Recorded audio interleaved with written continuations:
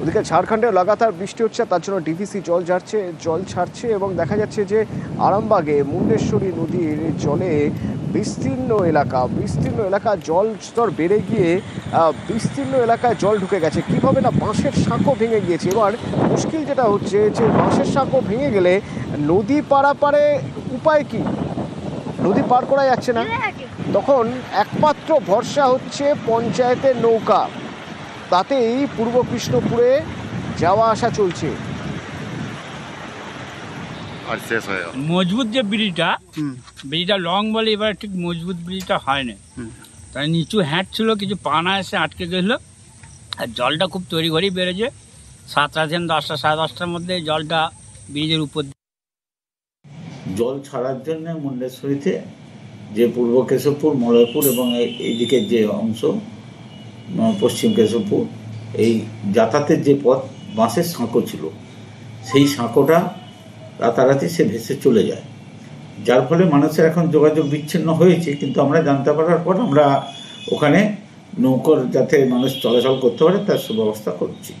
পরবর্তী ক্ষেত্রে যাতে অসুবিধে না হয় সেদিকে আমরা নজর রেখেছি। হাওড়া লিলুয়ায় বেআইনিভাবে নির্মাণ করা হয়েছিল, তাতে যেটা হয়েছিল নিকাশি ব্যবস্থার হাল খারাপ হয়ে গিয়েছিল।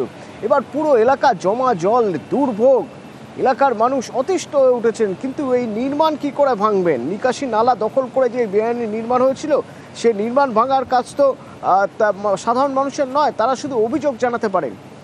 তো এই অভিযোগ জানানোর প্রক্রিয়া শুরু হওয়ার 24 ঘন্টার মধ্যেই ব্যবস্থা হলো। মুখ্যমন্ত্রীর নির্দেশে তড়িঘড়ি হাওড়ায় পদক্ষেপ করা হলো। দেবাশিস রয়েছে আমার সঙ্গে সরাসরি। দেবাশিস, কি পদক্ষেপ নেওয়া হচ্ছে, কি পদক্ষেপ করা হয়েছে? দেখো, মূলত বালি পুরসভা আমরা জানি দীর্ঘদিন ধরে ভোট না হওয়াতে সেখানে কোনো কাউন্সিলর নেই, এবং হাওড়া পুরসভার মতন কিন্তু প্রশাসক মন্ডলীও সেভাবে তৈরি হয়নি, ফলে সেই কারণে কিন্তু দীর্ঘদিন এই কাজ বন্ধ। মূলত বৃষ্টির পর থেকে দীর্ঘ 7 থেকে 8 বছর ধরে সেখানে জল জমলে আর সেই জল নামতে চায় না। দীর্ঘদিনে মানুষের সমস্যা, বিক্ষোভ, রাস্তা অবরোধ এগুলো চলতেই থাকে।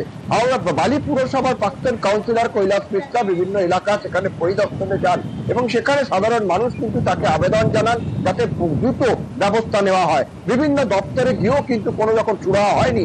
একেবারে সরাসরি মুখ্যমন্ত্রীর কাছে দ্বারস্থ হন এই প্রাক্তন কাউন্সিলর, আর সেই খবর পাওয়ার পরে 24 ঘন্টার মধ্যে সময় দেওয়া হয় হাওড়া জেলা প্রশাসনকে যে এই যে বেআইনি বিল্ডিং যেটা রয়েছে নিকাশি নালার ওপর, সেটিকে ভেঙে দিতে হবে। কারণ এই নিকাশি নালা দিয়ে জল না বেরোলে বড় যে ঝিল রয়েছে সেই ঝিলে জল পৌঁছচ্ছে না। লিলুয়া সহ প্রায় 7 থেকে 8টি ওয়ার্ডের মানুষজন জলের তলায় থাকতে হচ্ছিল। মিরপাড়া, রবীন্দ্র। তবে এখন এই পরিস্থিতি বদলে যাবে। এই বেআইনি নির্মাণ যদি ভাঙা হয় দেবাশিস, তাহলে এই পরিস্থিতি এবার বদলে যাবে।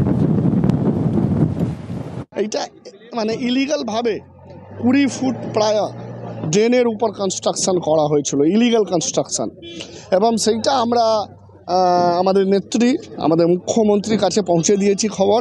তিনি উইদিন 12 ঘন্টার মধ্যে আমাদের খবর যখন পৌঁছে দিয়েছি, তার 12 ঘন্টার মধ্যে তিনি অর্ডার দিয়েছেন এবং অ্যাকশন চালু হয়ে গেছে।